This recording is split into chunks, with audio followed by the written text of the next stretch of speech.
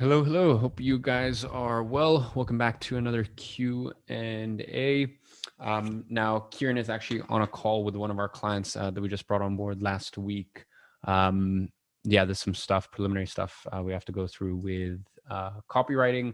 So Danny requested that he jump on there. No Kieran today, or Kieran might jump on in like 30 minutes. For now, it's just myself.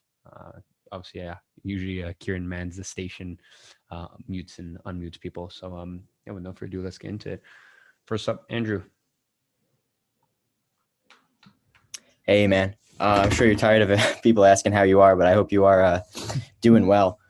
So I had a few questions. The first one was with time management. I'm still in high school, and I'm also a track athlete too. So I have probably about 2 to 3, maybe sometimes 4 hours where I can get in like high quality work. So how do you suggest I just optimize that to get as much out of it, and I guess out of the rest of the day as I possibly can? So you said you have 3 hours a day? Yeah, usually 2 to 4, anywhere from there, depending on homework. Yeah, so it sounds very similar to me when I first started my agency, and I was in school. So look, at the end of the day, basically what it is, it's you have a disadvantage if you work the way that most people do, and if you work the correct way, you basically have as much time as someone who works on this full time. Because Yeah. most people only spend 3 hours a day on outreach anyways, and at your stage, outreach is the only thing that will move the needle forward. Uh-huh. So as long as you spend that time effectively and you spend it basically solely on outreach, then you have no issues. Okay. Awesome. And then, yeah, I just had, The only thing basically is just watch out, because your brain will play tricks on you. uh-huh. Because your brain will be like, oh no, maybe I should do this thing instead, or maybe this thing will move the needle forward. Oh, Yeah, I definitely maybe I should suffer just from log that. into Agency Incubator. If I rewatch that week, I'm pretty sure I'll sign a client next week. Your brain will try to fucking play all these tricks with you and try to justify why not doing outreach today or not hitting your numbers is actually a wise move, but it never is. Got it. Thank you. I appreciate that. So yeah, right now I'm in the gym niche. I have about 2 clients, and the biggest objection I'm getting is that everyone's just at capacity with COVID. So I was wondering what the best course to go with that would be, like switch niches or just kind of wait it out. Geographically, so for example, I know that Miami's pretty much open. I hear that Texas, you don't even they didn't. I heard they made it illegal not to wear a mask. Oh, really? Yeah. In Texas, they did a mask burning. That's crazy, man. Yeah, Okay, so target the it places that are was open. beautiful. I nearly had a tear in my eye looking at all these young kids burning one of the most evil, one of the biggest signs of evil in modern history. It made me so happy to see. But watch, whoever I don't, what do you guys have there, senators or the governor or Yeah, we whoever have that is for Texas, is give it 90 days, he'll end up dead like the president of Tanzania. Oh boy. But yeah, luckily you got some states who have some a few brain cells. Luckily you can reach out to them, and I think kind of the dominoes will fall from here on out, and I think a lot more will open back up. Okay, that makes sense. And then just my last question. I know you are against running paid ads under 10K and before you reach that 6-figure mark. I was just kind of wondering why, what's the rationale behind that? Because most people can't even figure out how to run ads for the clients, let alone themselves. And Uh-huh. it's and you'll get emotional when you advertise. You need to not be emotional. And when you're $800 in the hole and you haven't gotten a client yet, you're gonna get emotional. Now here's the thing: when you spend $700 and you've gone no clients, when you spend $700 and you've gone no clients, you look like you feel like a knucklehead. Then you spend $750, and then that last that last $50, you think it's because of that last $50, but it's actually because of a lead that came in a week ago that you got hit with your retargeting ad, and now they finally booked in and you closed them, and now you feel like you're on top of the world because you spent $750 to acquire a $2,000 client, $2,000 a month client, and then that $2,000 a month client also has a 3-month minimum. So you basically spend $750 to bring in $6,000 guaranteed. And now you feel on top of the world. But it's, like it's an emotional roller coaster for most people when they don't, like there's too much on the line. There's too much at stake. It's the same reason I say, hey, if you have $1,000 to invest, don't invest in crypto. Cause like, unless you got like a serious set of like balls and you're very risk averse. Yeah, that makes perfect sense. Awesome. Well, I appreciate it, man. That's all I have for you. Thank you. All right. Nice.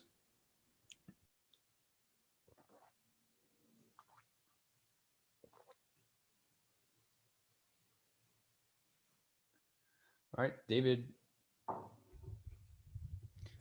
Hey, Iman, how's it going? I'm going great. How about yourself? Good, man. Good. Right. So this has been, honestly, I think like the first time I hop on one of these calls, and I've been on Aegis Incubator. I mean, with this, it's the 6-figure estimate times. so yeah, it's been a minute. So yeah, before I got a couple of questions really about Irish specifically.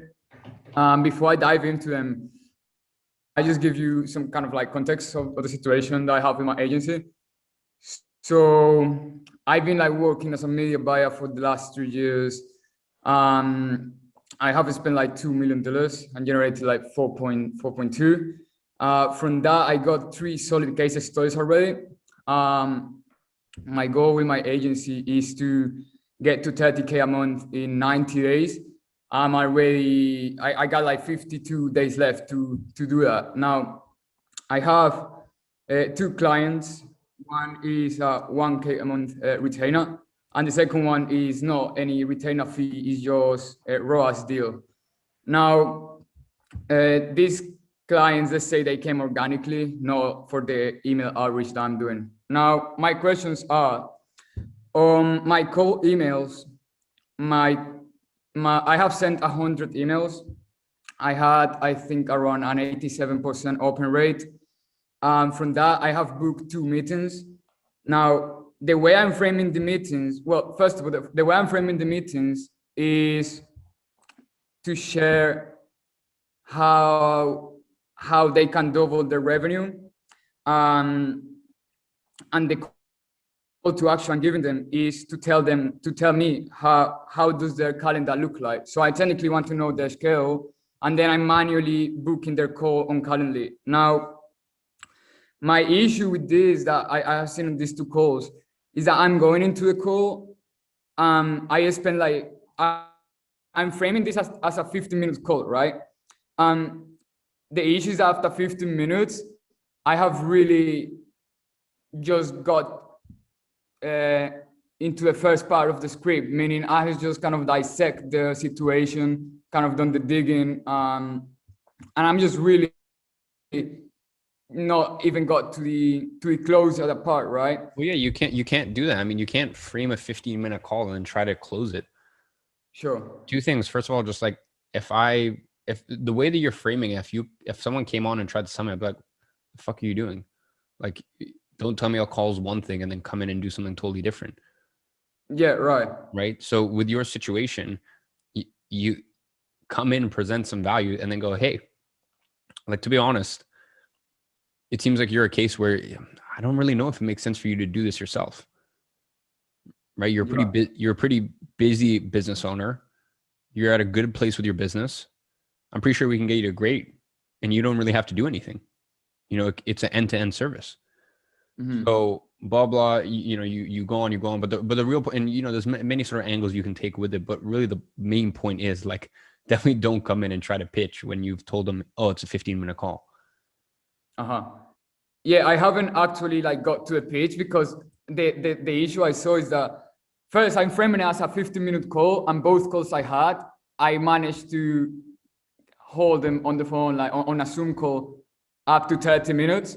So that was kind of like, I guess, okay. But yeah, I didn't really try to sell them. The issue is that I spent most part of the call just dissecting the situation, and then like the first 15 minutes, and then the other 15 minutes, I was kind of like on the phase 3, kind of on the logic phase, right? And what I was doing is I was sharing. So what I do on this part of the call is I got a diagram that I have built, which is kind of like the process that I use to get results, advertising, etc. Right?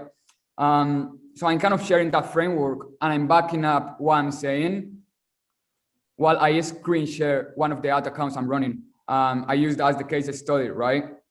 So, but then at the end of the call, I literally tell them, okay, based on what I have shared, is this something you would like to move forward with? And that will be a goal, right? But the issue is that even sometimes before I even finish, they say they have to go, and then it's kind of like in a rush. I mean, what do you expect? You said it was a 15-minute call. It's running to 30 minutes. Right. Like, of course. Like at 15 minutes, check in. Just be like, hey, we've got a really good flow going on here. Do you have another 30 minutes? Do you have another 15 minutes by any chance? Got it. Like basically everything you're doing is deceptive. Mm-hmm. And it's what people like, you know, the thing is that like, you need to understand that things have changed compared to 3 years ago, right? Mm-hmm. Things have changed 3 years ago. And look, even 2 years ago, a lot of times you might be hitting up a business owner and this may be the first time they've spoken to a marketing agency. But, you know, here in the year of 2021, a lot of times prospective clients, they've spoken to people before. They've had people reach out to them, right? And they can kind of smell through the BS. So next time, take a radical honesty approach. And first of all, at the 15-minute mark, just go, hey, we got a really good flow going on. Like I'm enjoying this conversation, you know, and I hope it's a lot of value to you. Would you say it is? And they'll say yes or no. And you go, awesome. You got like an extra 15 minutes to stick around. And then at the end, pencil in another call. Because you're not going to close them on, you're not going to close them. There's two issues here. The first is they're coming in thinking it's 15 minutes. And the second is they're coming in thinking that it's a general sort of discovery call. Hey, this is what I've noticed about your business. Like they're not coming in thinking it's a sales environment. Right. Right. So first of all, would you keep framing the calls on the emails as a 15-minute call, or would you just ask them for a 30-minute call? Or do you think that's for the time? I would say, look, there's no issues here. Your main issue is, first of all, when you get on the call with them, just tell them or keep doing what you're doing, but at 15 minutes, ask, just say, hey, we got a really good flow going on here. Do you have an extra 15 minutes to hang around? And then at the end, turn it into a 2-call close. Got it. And quick question. That was actually my second question. Now, actually, before I move into that, on the cold email outreach, do you ask them for their scale? So you actually find a time, like actually back and forth on the email, or do you send them a link to book on your calendar? Giving them the option. I go, hey, let me know a time that works for you, or conversely, you can just pick a time out of my calendar, whatever works best for you. Got it. And now how do you actually frame that? That's my second question, is how do you actually frame the two call close? Because I find it kind of like hard right now to think how because I'm framing the call as value, as you say. So really, I'm just sharing them. I'm walking them through to one of the other accounts, showing them how we're generating results. Now, how do you, after you shared that, how do you turn that into a second call? Do you ask them, if you could please walk me through kind of your process when you have like these outbound 2-call closes? Well, look, if you as I said, you can do what you're doing in your current call. At the 15-minute mark, go, hey, I think we got a really good flow going on here. Do you have an extra 15 minutes to hang around? You know, I don't want to stop this while we got good synergy, right? And then they'll go yes, no, and you'll go awesome. And then as you get closer and closer to that 30-minute mark, you go, look, John, I said, with this information, you can kind of just run with this if you want, but I'm just gonna be honest with you, based on this reason, and list them off. Honestly, I think you're better off, having someone handle this for you so you can focus on this aspect of your business, whatever your whatever sort of client you're speaking to. Would you be interested in penciling in a follow-up call? And I can give you a little demo of our services and how we can get you, and then explain what your offer is. So let's say, for example, you're working with real estate agents, how we get guarantee you 20 leads per month or your money back, or in your case, how we actually helped one of our— I'm doing for e-commerce clients, by the way. How we helped one of our e-commerce clients bring in an extra $40,000 bottom line last month with no base retainer. We work on performance only. And then you kind of ask like if they would be open for a second call, right? Yeah. And on that second call, how would you start that call in that situation? Would you just start with, how would you start that second call? You go through that call with the same script in the program, because that's actually, they're going into that with the understanding it's actually a sales call. Okay. And if you already went through the digging phase and the emotional buying, you just go through it like pretty quick because you already got the info, or you can skim through it quickly. Okay, nice.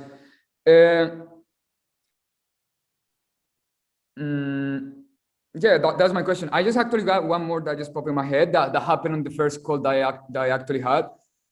Is how do you frame yourself when you're coming out like from the outbound outreach, right? Like I'm now reaching to these businesses. How do you come out as the person that they should be the ones kind of like trying to sell you, right? If you get what I mean, because what happened is all of the sudden on the first call, the CEO kind of like turned the tables around and it started kind of making me qualify why he should be working with us, right? And I kind of like didn't like that, because I think that puts you kind of like on a needy situation straight away. So how do you, and I also think, or maybe it's just a paradigm that I have, but I also feel kind of rude telling them from the beginning, based on the fact that the call is kind of like framed as giving value, right? As sharing the strategies. I feel kind of rude if I just go from the beginning. I'm like, okay, on this call, the goal is to see if you are a good fit for my agency. That kind of doesn't seem congruent. You know what I mean? Yeah, but obviously you don't say it, especially the way that you're framing it right now. Of course you don't say that. Okay. Like you have a misunderstanding. Like you have a situation right now where you're telling a girl, hey, let's go hang out. And then like, hey, let's just go grab a coffee. And you like, she's coming in thinking it's like a friendly hangout and you're there in like a 3-piece suit. Yeah. Like it's misleading. You're going to have trust me, you're going to have a lot less, you're going to have way more, your tonality is going to be better. Your cadence is going to be better. Your confidence is going to be better when you just are upfront with a client of what this call actually is. And when you tell them, and when you're honest with them, and then you genuinely, based on that first call, dissect whether you could help them or not. And if you can, you outlay the reasons why you can, and give them a container to do that, which is that second call, where there's more of an understanding that that's what that call is, then you're not going to have these issues. Okay. But something like what happened on that call, where the guy was kind of like on the mindset of making me qualify and kind of like giving me shit in some way, right? Like, why should we pick you? Let me be honest with you.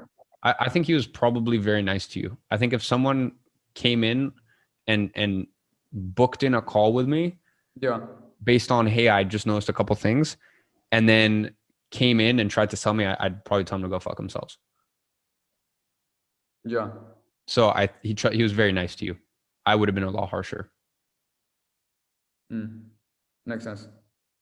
Just be. It's honestly like here's the greatest sales tactic in 2021. Just be honest, because these are business owners, and they're not very patient, and they've had schmucks before try to frame and micromanage and this and that. Makes sense. So do you, not to hold you here for longer, but would would you think that this would be a good opening of the call? Just go ahead and be like, hey, Iman, today's call. I mean, I'm just gonna go through it like pretty fast, right? But it would be like, hey, Iman, in today's call, my goal is really not to sell you. I'm not here for anything. My goal here is just to share the strategies that we're using. Because that's not true either. Okay, so how would you frame it? That's kind of like what Dude, I'm confused with. Dude, the framing is you start the call in the exact same way that you do your outbound prospecting, which is, hey, I noticed this thing about your business, and like, I want to share some ideas with you today. That's it. You're sharing some ideas. And then, as I said, at the 15-minute call, get some compliance of like, hey, do you have another 15 minutes? I think we've got good flow going on here. Mm-hmm. And then as it nears towards the 30 minutes, just go, hey, hopefully this has been of value to you, but I'm going to be honest, like, most business owners don't really have the time to do this. So you can kind of take with this and you can kind of take this information and run with it if you want. But to be honest, like, I would love the opportunity just to sit down and, a longer environment, give you a little demo of how we helped, Jonathan actually bring in 30K last month at no risk. We actually work on a purely performance basis. Would that be of interest to you, Andrew? And that's it. I see. Like, it's just be honest. From like, it's really like, sometimes it's man, I mean, I just released like was it 7 hours of footage to the CPA students, and like, I had so many people message me and they're like, wow, I didn't realize that like your sales is so chill. And I'm like, yeah, like, I think sales is bullshit, honestly. Like, sales is the least important thing when it comes to an agency, because 70% of the decision is made before the call. And then the only way to ruin your chance of that 30% is just by sounding like another marketer. You're there to help them. Remember that. Got it. Yo, that's super helpful. I really appreciate the feedback. I'm going to implement. And yeah, hopefully in a couple of weeks, I come back and share the results. Awesome. Cheers, brother. I hope that performance feed's juicy. Thank you, man. All right, cheers. Thanks, David. Dion, how are you, Dion? Hi, everyone. Hope you're all well. I'm good, thank you. I've recently just joined, so I'm really excited, and thanks for this opportunity. I just wanted to ask about niches.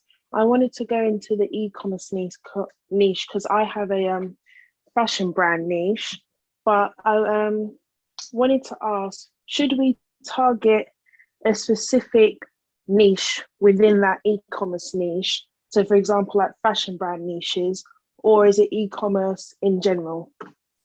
Look, especially when you're doing outbound, it's, for some people, they find it useful to kind of niche down within that. The thing is, for example, in my agency, we get 80% of our clients through ads. So it would be way too hard to run our funnel profitably if we're then niching down even further. So with you, once again, people take two sort of, people kind of go down two sort of routes when it comes to that. We personally don't have a sub niche within e-commerce. Now, well, actually, in all fairness, we're inverting it. Kind of, that was one of our biggest goals for 2021, was to work with more e-commerce brands and less info product. But anyways, with us, we don't really have a sub niche within e-commerce. Yeah, we don't personally, but I know a lot of people will niche down based on like these kind of sub niches, for example, fashion. And some people will niche down based on like kind of just the sort of client that they work with. I know even some people who like niche down to where they only work with like female founders, right? There's many different ways that you can kind of niche down. It's your choice, to be honest. I don't know if there's value in it to begin with. I think it's something that may be of more value as you kind of as you go further down the line. I think maybe to begin with, especially once you've already picked one niche, I think it potentially could box you in, but that's up to you. So your clients could literally vary from a fashion brand e-commerce niche to a like a gym. I don't know, like a gym wear e-commerce niche. Well, that's still fashion, but like products selling online. Yeah, yes. Kieran just got off a onboarding call with a company that only sells like outerwear, like a company that's doing 20 million a year. Like they sell like outer, like it's like weather resistant clothing. Mhm. And like, Kieran, am I right in saying like what it's weather resistant and like sun resistant? So yeah, it's got like almost like sunscreen built into it. Yeah. So Really technical description from the copywriter there. So, we've got like a client like that. And then yesterday we had an onboarding call with a client that's like, does this like night lamp bear for kids. Like it's like it's a bear that glows up and they do like 250,000 a month. So like, we have like a very, very, very wide and varied array of e-commerce clients. It probably is worth noting, and feel free to correct me, man, but fashion is one of the most difficult things to advertise. We found that. It's Oh, very definitely. I have my own and I'm struggling. So I probably shouldn't even be going niching down anyway.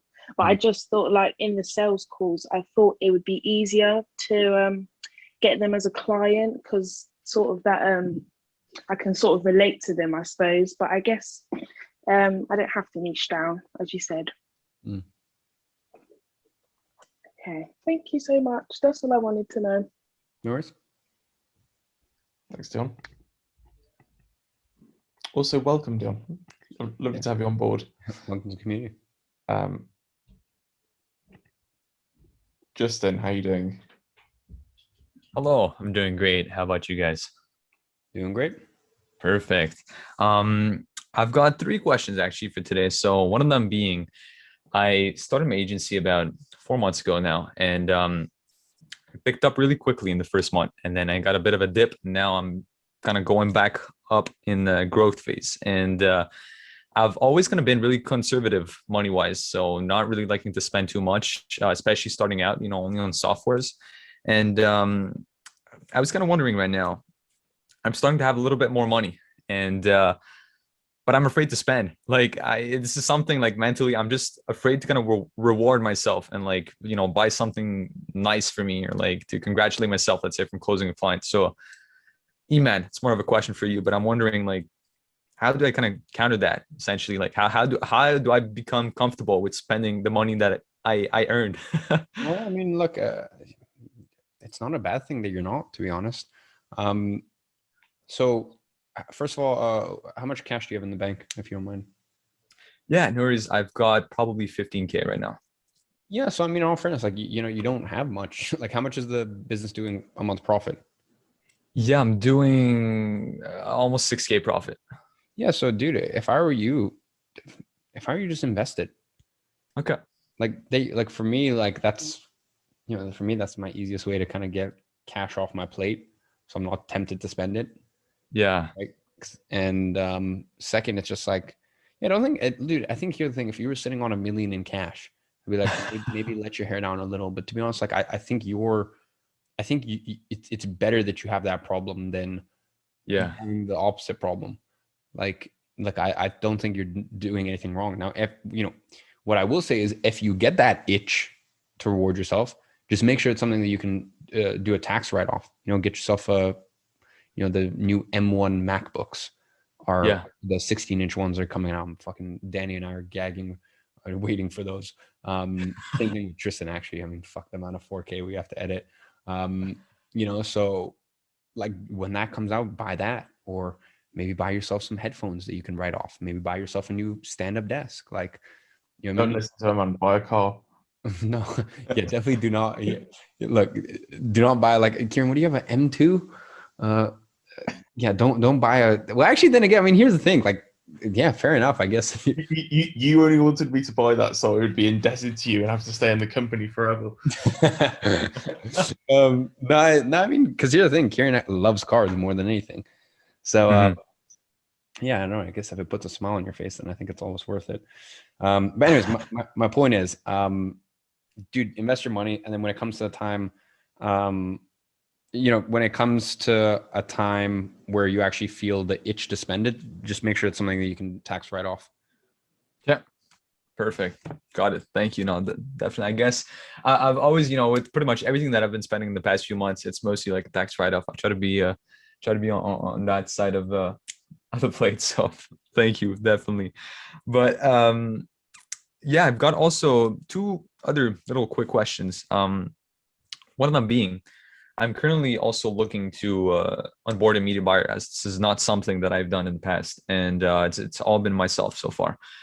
And right now I've found like I did about probably a dozen interviews, and I've found like a gem, like some guy that is like really, yeah, has results, has everything I'm looking for. But I am from the French part of Canada, and I have some of our clients who speak French, and the media buyer in question doesn't speak French.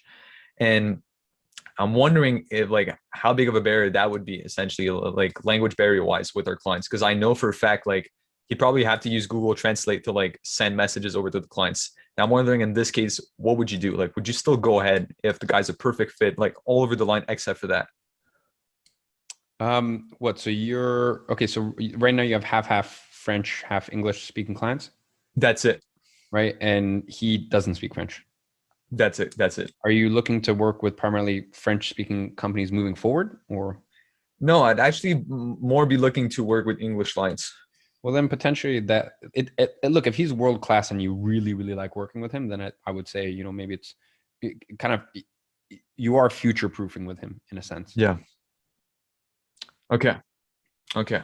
Definitely. So you'd still go ahead and onboard him. Like, cause I guess my question more in this case is like, I know for a fact I'd have to kind of partner up with him for our clients for the time being. Like I'd have to write the copy and he'd have to do the ads or something like that. Right. So, Look, only his capabilities and whether like he's special enough that because it is a slight nuisance with your existing clients, but yeah. obviously if you're looking to primarily work with those a different niche moving forward, then I guess at the end of the day, kind of technically it doesn't matter. So as I said, it depends. Basically, you need to figure out whether the trade-off of short-term nuisance is worth it for long-term, working with this guy. Okay. Makes sense. Perfect. Yeah, I'll definitely, I have a second interview with them just to kind of confirm everything and ask like some second round of questions, but I'll be looking out for that. So thank you for your time, Eman. And Kieran, I'll see you next week also. So have a great day, guys. Yeah, thanks, Justin. Cheers, dude.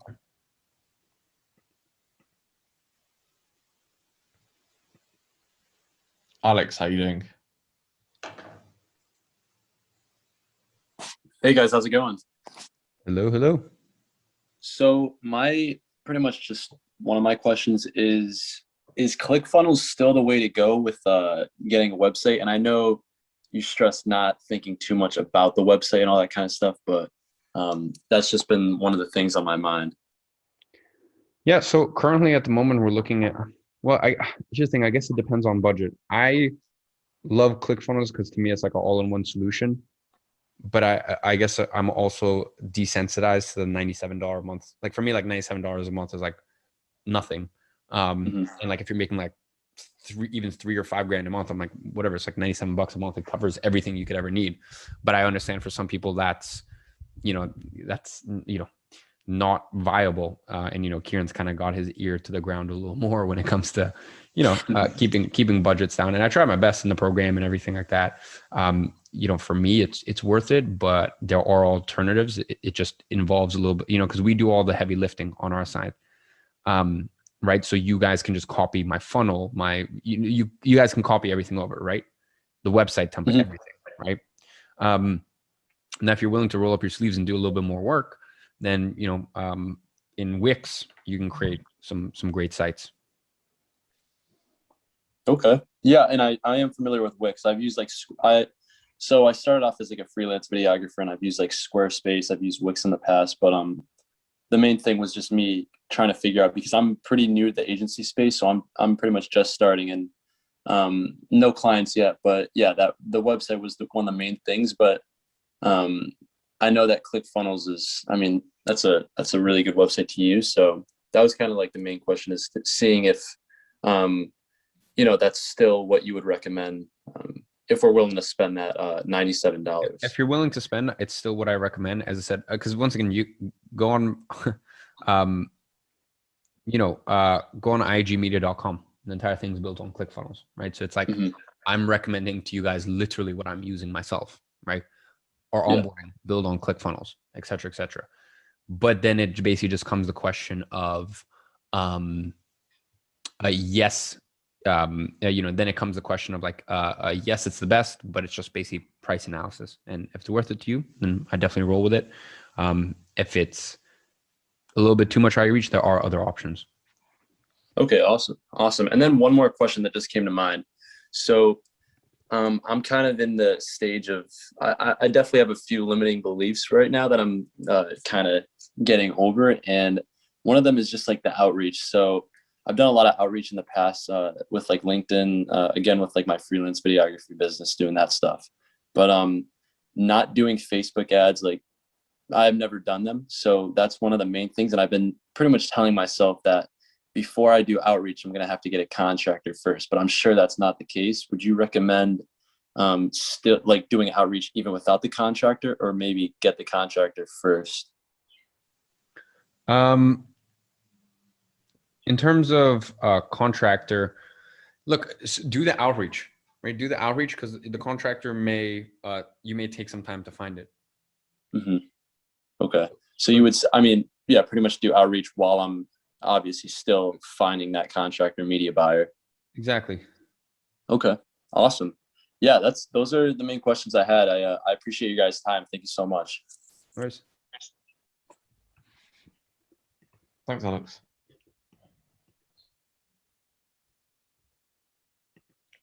Carlson, how you doing? Afternoon, how are you guys? Very good. Very good. I would just like to say to start off, it's an honor to be speaking with you guys for right now. Just a little background. I recently just finished week 1 of agency incubator, so be prepared for some low-level questions. I'm sorry. No worries. Good to To have you in start here. off, so I'm kind of not sure where I want to go with my niche research.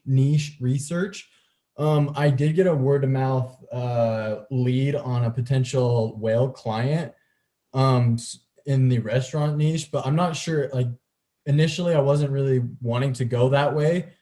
Is that something I should pursue? And because I wanted to build a case studies for that client before I kind of decided to bring them on at all, or should I just kind of go ahead and dive right into the whole spiel with them without a case study?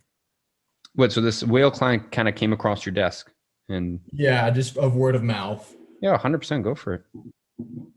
Okay, yeah, and then kind of gonna go back to what the website and stuff like that. I recently kind of been playing with WordPress, and I've been working with that, and I've kind of rolled up my sleeves, like you said, and gone ahead and started building the website through WordPress.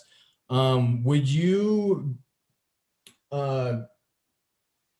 like kind of per se make like a second, like after they schedule the discovery call with you, kind of take them to the next site and make a thank you for scheduling a call video type of deal? Because I don't care for ClickFunnels, just for the structure it in the limited customization it has. So that's why I wanted to go with WordPress. Would you still recommend taking them to a landing page where it says thank you for booking in a call? Yeah, 100%. Okay, sweet, perfect. That's I just like to keep it short and simple. I appreciate it. Thank you so much. Awesome. Welcome to the community. Thank you. Thanks, Carlson. And just for the record, you have the coolest name on this call. Thank you. Joshua, how are you doing? Yo, very good. How are you doing, guys? Hello. I need to change my bloody name to Josh because I hate it when people call me Joshua. It's like my mom calls me Joshua. But yeah, how's it going here, man? And Kieran, you been keeping well? Yes, sir. Pretty good. How about you? How's the road to 10K? Yeah, man. To be honest, mate, it's been a little bit slow. So obviously, I had a couple of quick clients in Jan, Feb, and then it's really tailed off a little bit. Although it hasn't been for like a lack of trying.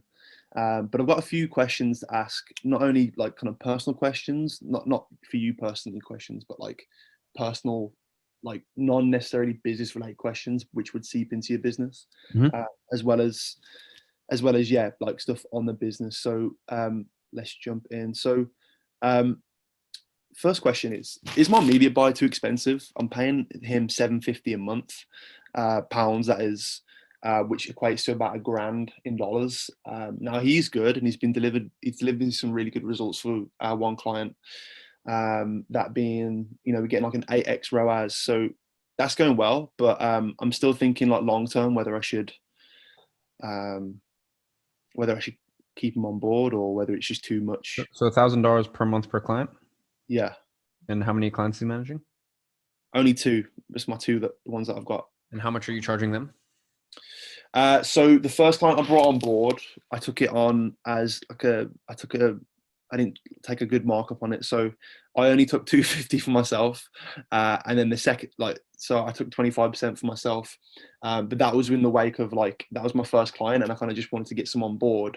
And now I've actually got a really good case study because that's the 8x ROAS client, and we're going to renegotiate next month and hopefully double that up, or I'll be taking a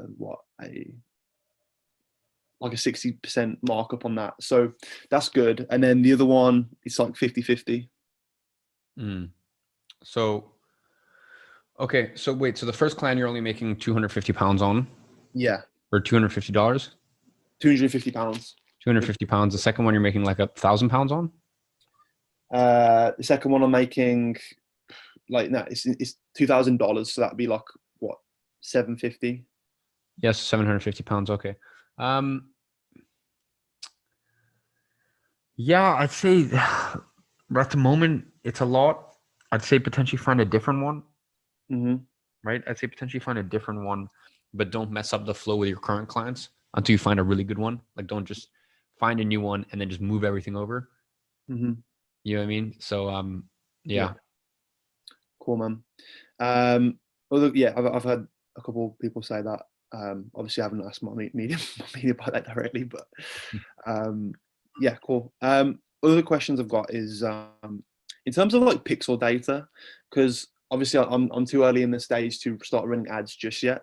I want to bring on a few more clients, but how do I get my pixel data as high as possible, as quickly as possible? Because I've got like, I don't know if you've heard of Pixel Me, where you can like put a pixel on like a link, like a Canly link. So I've done that.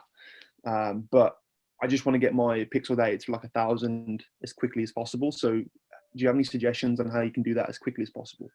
Unfortunately not, just tons of outreach, honestly, because the only way that someone's going to get to you is realistically through outbound prospecting as it currently stands. Okay. In terms of like working, just in general, when you're starting out, how much do you recommend doing per week? Like currently I'm working like 6 days a week. Do you recommend doing 7 or? No, 6 days. 6 days is more than enough. Okay, cool. Sweet. Other questions with clients, is it best if they sell lots of products, like lots of different products, or if they have like a kind of a smaller product range and it's more specialized? Honestly, it can be different from client to client. There's a client right now that we're testing like 2 new products a day with. Mm-hmm. And, I just billed them a $11,000 performance fee. So yeah, it can kind of depend, as I said. And, there's some clients where it's just a 1 product store and we're doing 400 or 500K a month return on ad spend. So, yeah, as I said, it can kind of depend, to be honest. Mm-hmm. Sweet, man. Okay. Other questions I've got. So basically, what happened was I was obviously building my agency up until like Feb time. And obviously I moved back home with my mom over COVID, like for the past 12 months. Now there's this guy, I got a bit distracted. There was this girl who lives across the road. She's pretty attractive. I ended up just like seeing her quite a lot.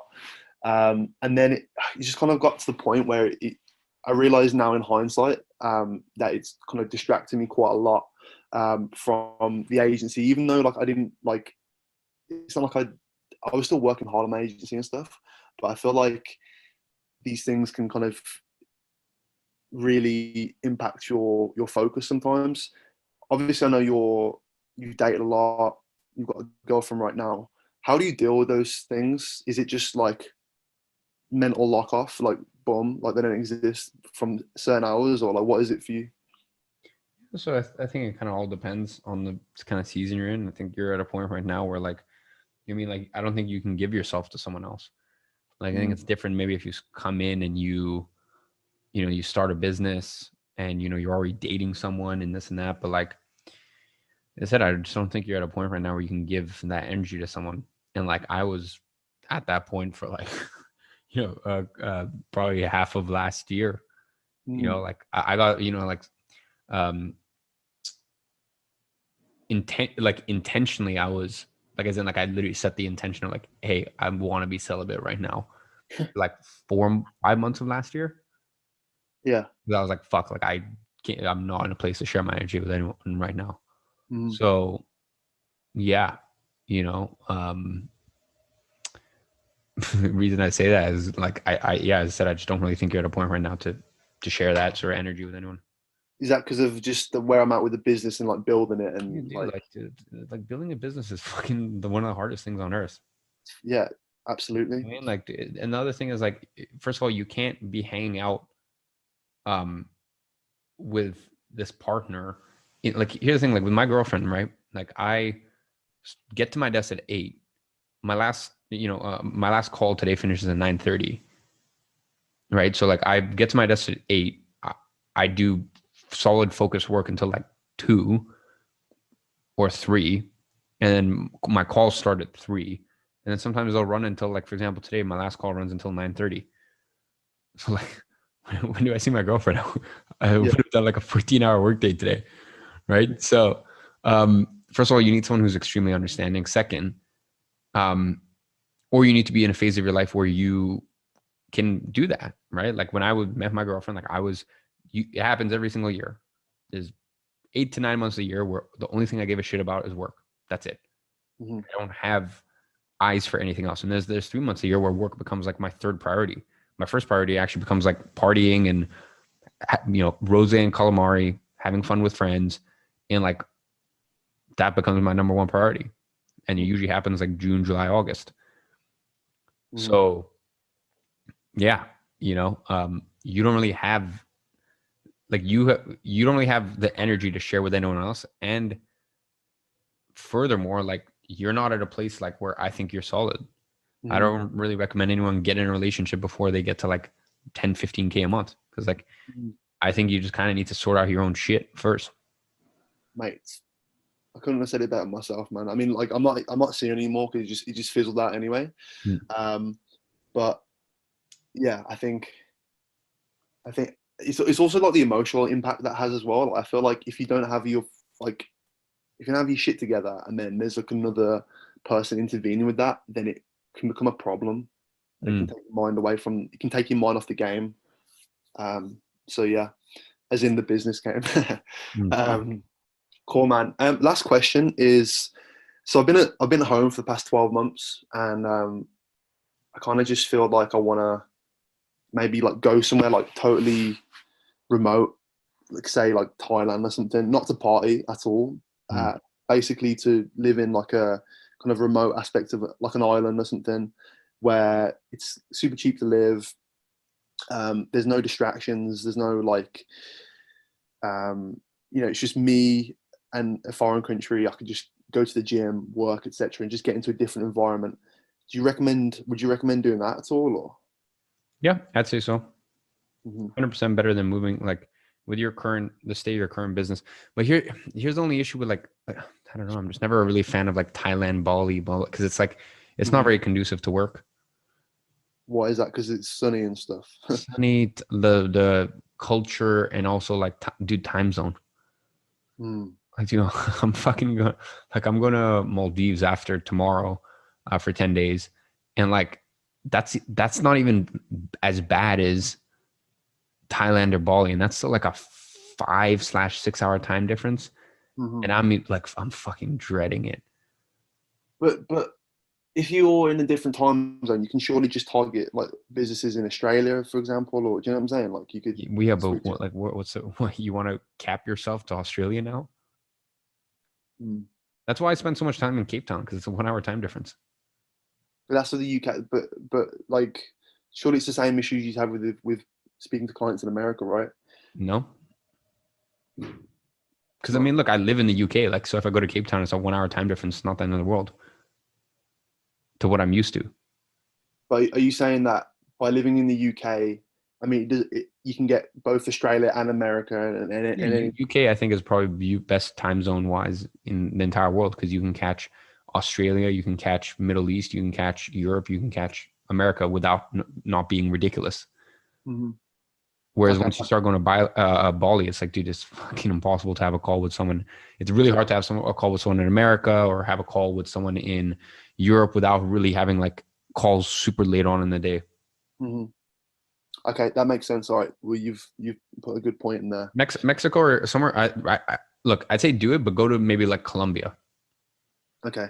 Right, because then you're more suited to like, either you're suited to U.S. clients, or if you do European clients, it's not the end of the world, because you can actually have clients calls earlier in the day.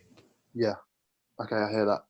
And okay, final question is, so I've been doing outreach like obviously religiously over the past 2 months, and my first 2 clients came through Looms, and now I've like kind of shifted to emails just because it's a little bit more scalable. I can get in front of more eyeballs, but I'm finding myself, I know, like, just when you don't get any clients for a couple of months, you can start kind of sinking into that kind of scarcity mindset.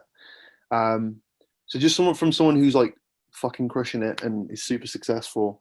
How much abundance of clients is there out there? A lot. like I don't know, a lot.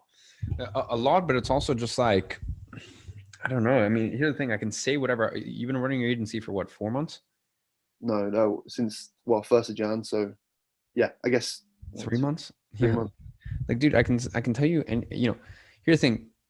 You could lose 10K a month in retainers. You could have like 5K a month retainers drop tomorrow, and I could be like, dude, I've been there. Trust me. Like, it's not the end of the world. Like, you'll get them back plus many more. And I could tell you that, but it's going to do nothing for you. Like, you guys need to understand that in August, I would have run an agency for 5 years. Like, people forget that sometimes.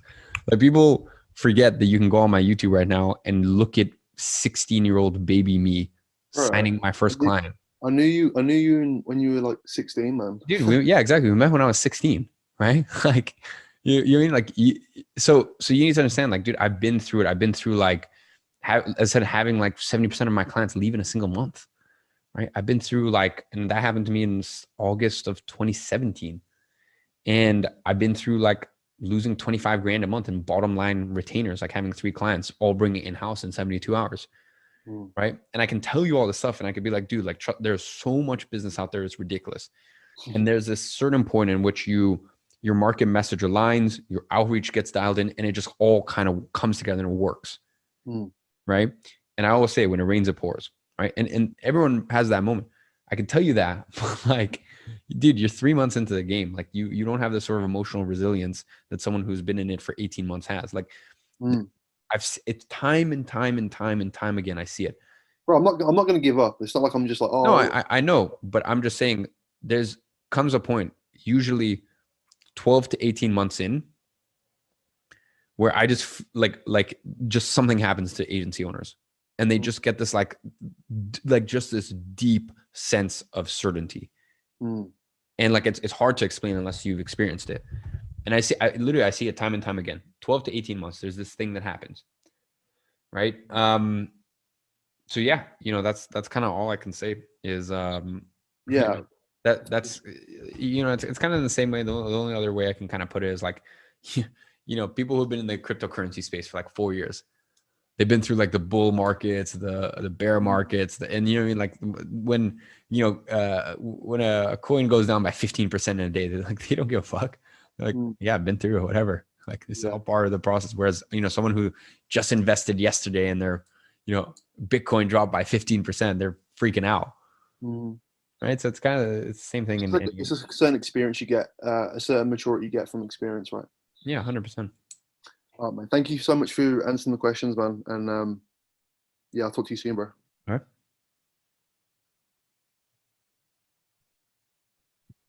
Thanks, Josh. Saurabh, how you doing? Hey man, I'm doing good. How about you guys? Doing good. Doing good. Good to hear, man. Kieran, as per usual, the March 8th lab call, please. I'll get it up now. Thank you. And yeah, so for my first question for Eman, would you recommend a two-call close for local businesses, or do you just do it because in your situation, your pricing varies? I think test with both. In general, I'm a fan of 2-call closes now. Okay. And then as well, how do you deal with like in a meeting where a client has been like burned in the past, like multiple times, and he has like serious trust issues? Like I tried like the guarantee. I showed case studies, but dude, wasn't able to break that. Well, I mean, look, if you've done a guarantee, right, then there's not much else you can do because that's like kind of the highest level of certainty. Right. Because I said like even like the guarantees in the contract, but he's like, yeah, but like it's just a piece of paper. Like Yeah, I'm not gonna like. the guarantees in the contract. The contract, he pays via credit card. So by the way, like he pays via credit card, so that's always in his favor. Like if he charges back, like it's always in his favor, right? Yeah, I tried to tell him that too. Yeah. So look, there's not much you can do apart from that. Yeah, it is a rare case that doesn't happen often, but just when it does. And then as well in meetings, how do you kind of like even out the authority? Because I feel like when I come into the meetings, the clients expect me to try to like impress them and to do like with the impression mentality compared to it being a mutual thing. Sorry, can you repeat that? So like how do you like balance out the authority in meetings, if that makes sense, instead of it being you trying to impress the clients compared to you guys wanting to work with each other, if that makes sense? Because it's not like because they come into it with the mentality of like you're going to try to impress them right when the meeting starts. Well, I mean, you're looking at the entire thing wrong.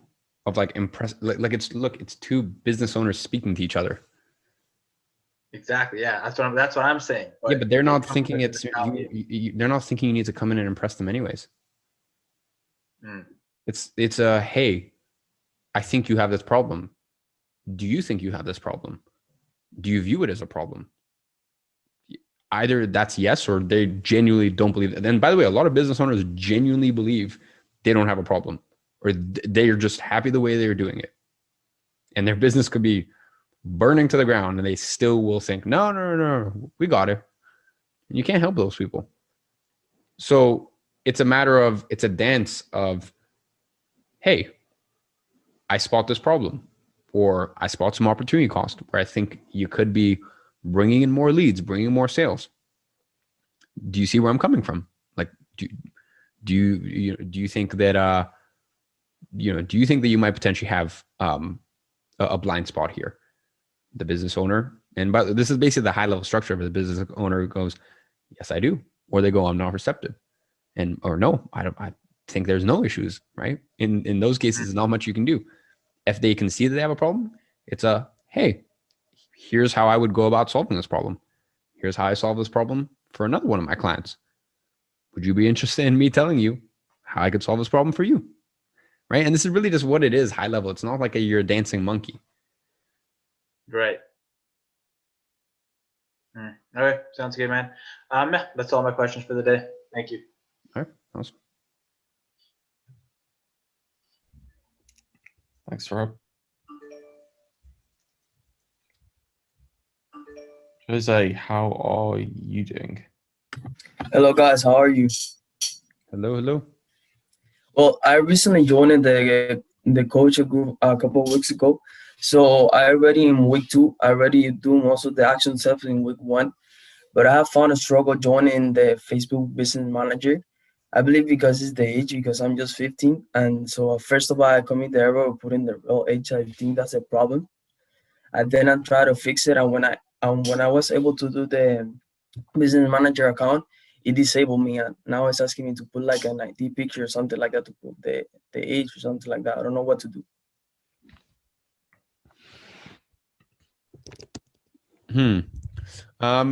So yeah, I think realistically, I didn't know that. So what, you think it's because of your age? I don't know. Maybe that's what I'm asking you. It's because of the age or something like that. I don't know of anyone having an issue with creating a bit. Just a quick one, Jose. When do you turn 16? In July. In July, cool.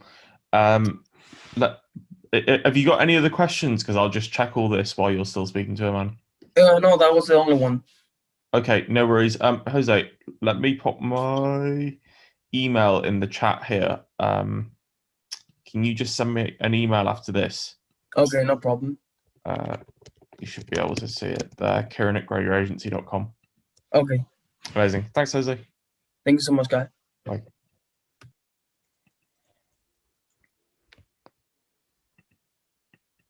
Sebastian, how you doing?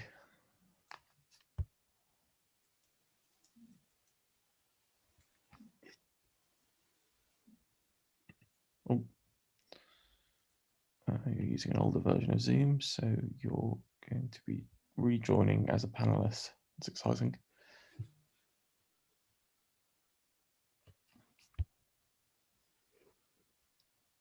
Hello. Hello. You guys can hear me? Yes, sir. All right, great. Awesome. First off, Iman, pleasure to speak with you, man. Kieran, pleasure to speak with you as well. And great dating advice too, Iman. Nice to have you here.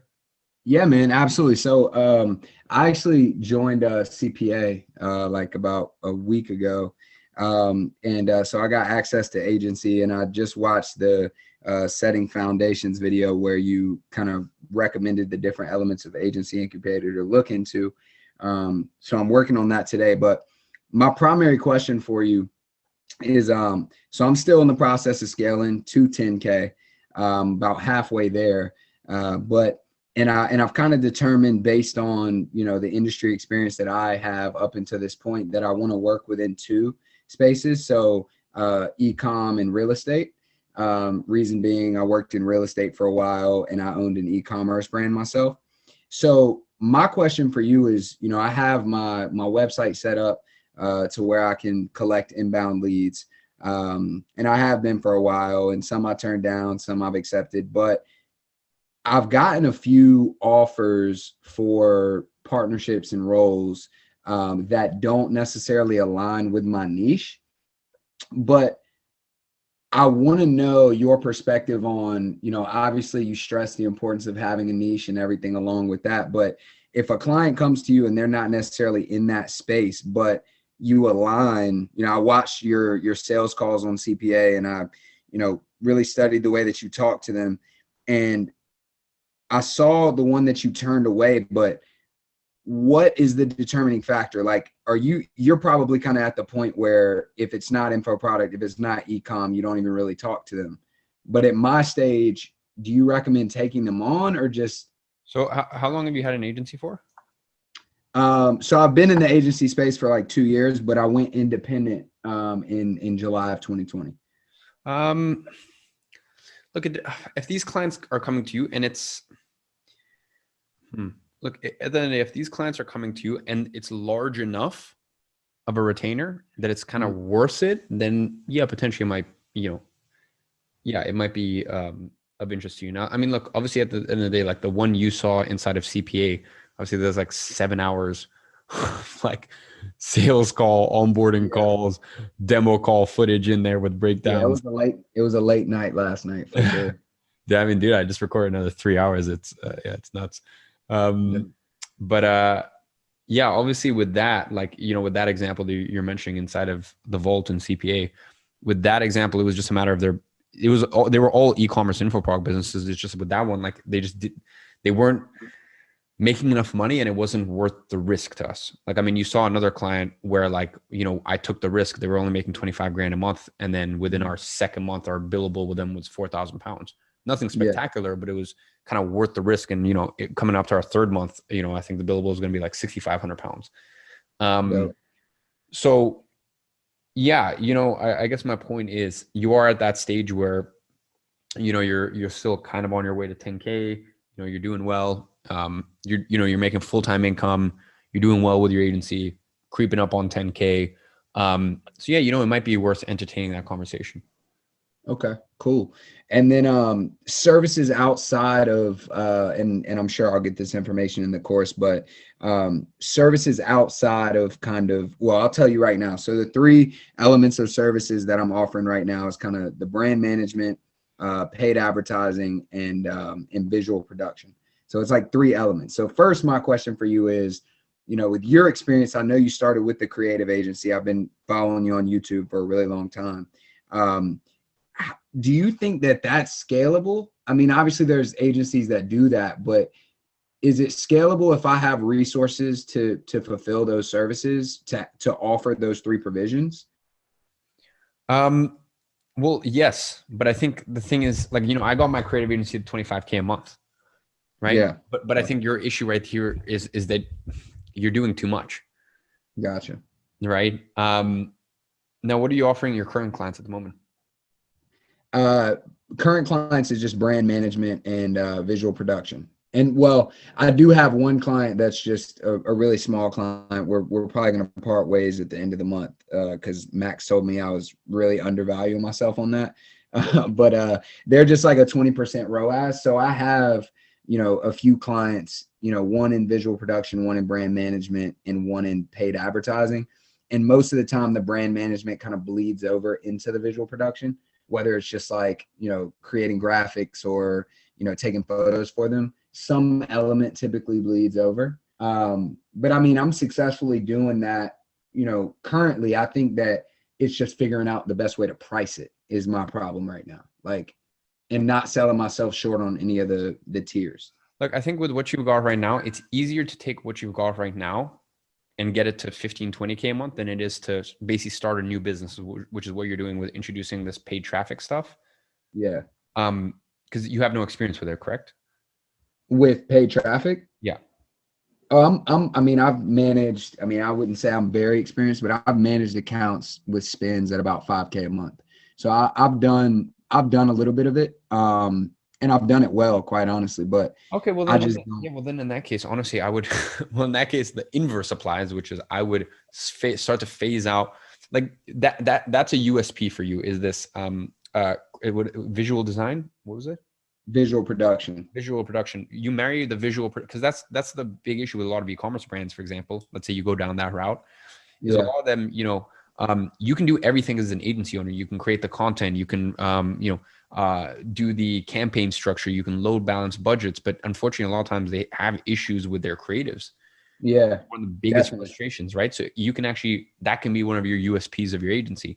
The brand management stuff, that stuff, you know, just throw out the window. Yeah, because that's not, I've found the quickest turnover is with brand management, because typically it takes, I mean, you know this, but it takes a long time for the organic content to really start to build. So it's like whenever I lose a client after like 1 or 2 months, it's literally just because they're like, all right, we don't see the value here. Exactly. And it's like past the point of trying to sell them on like the importance of having a presence. So you just to go over what you just said. So you think that phasing out the actual organic brand management and just focusing on creative and advertising would be kind of the two elements, because they kind of go hand in hand. Is that what you're saying? Correct. Cool. Awesome. And so I saw, my question for you, last question, I guess, is well, I mean, just one little thing just to mention is, dude, to be honest, because you're in CPA, like honestly, I really wouldn't come to these AI calls. I mean, how long have you joined CPA? I literally just signed like, I think Friday of last week, or no, Wednesday of last week. Yeah. So, you know, we got like 2 calls a week. Like you know, my ones are on Wednesday and they go on for like, sometimes they've gone on as long as like 3 or 4 hours, and there's like no time limit. Like sometimes I speak with people for like an hour, like you can see my face, like, you know, there's like 20 of us in there. Yeah, it's like a lot more like a premium kind of experience. So gotcha. Just because you got like unlimited access to those. Obviously I do the ones on Wednesdays. Danny, once again, same thing. Sometimes they go on for like 4 hours on Sunday. Speaking of transitioning to ads, like, I mean, fuck, Danny's like taking, you know, because you can share your screen. Yeah. Danny's taken apart people's campaigns fully, put them back together, you know, and like basically helped people, you know, who are on the brink of losing clients get the Yeah. similar sort of results to what we would at the agency, because they got literally my CMO there Yeah. clicking around and taking control of that account and just, you know, just pulling everything apart and then putting it Yeah. back together. So yeah, Word. honestly, I just comes to CPA ones. I feel you. Word, yes. So basically, yeah, all right. Because I feel like I'm asking you a lot of questions like about the CPA course. But yeah, I mean, if I may, can I just ask like one little? Yeah, of course, of course. So again, another reference to CPA. So you were doing like the interview with the couple, and they had, you know, it was the woman primarily doing it, and then the husband, I guess, was like the financier of it. And that was one that I thought was interesting because you offered to do the, you know, and you mentioned in the call that you typically don't build out the funnel for them. But in that case, you were like, all right, I'm going to get Christian or Tristan to, you know, go over, spend a day, because they were in London. How do you know if visual production isn't necessarily something that you offer right away? Since you do the calls on the phone, how do you know specifically what that overhead is going to be? Like, is it just because he's salary and you're like, oh, you know, Tristan, go do this? Or is it like you just have how do you determine what that's going to be? Because that sounds like the process that I'm going to do. I mean, here's the thing. So outward facing, we're an advertising agency, right? So outward facing, we're an advertising agency. Inward facing, we're a full service agency. Gotcha. Right. So the thing is, I've got a full-time creative director, video, you know, he's a videographer, editor, does everything, right? Yeah. And that's for Great Agency, right? I've got kind of an in-house copywriter in Kieran. Once again, like these people I would never have if I just had my agency. Gotcha. Right. So that's what I'm saying. Like, it just so happens that inward face. So if I need to deploy those with certain examples with certain clients, we'll do it. For example, you know, we have 2 clients right now who are in the UK that are e-commerce businesses. So Tristan does shoots for those, right? Gotcha. And even if I didn't have Tristan full time, I would have a network, and I've always had a network of different content creators around the world in sort of the main cities. So whenever a client does, you know, quite clearly their creatives aren't good enough, I'll have a word with them and just be like, look, this is a person I can strongly recommend. And we have that sort of track record and synergy. So we don't do the creatives for clients, but to the best of my ability, I will make sure that if it's not up to par, we do all that we can to make sure that it is. Cool. I feel that.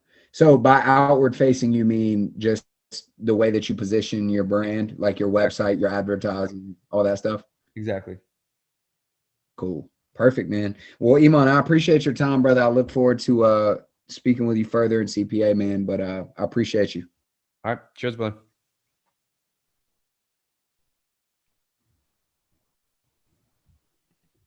Perfect. Thank you very much. I believe that brings everything to a conclusion. All right. Wait, are we? Yeah, you're right. Yeah. I shall upload this either tomorrow or if Sarah reminds me this time next week. All right. Cheers, guys. Yeah. Bye-bye.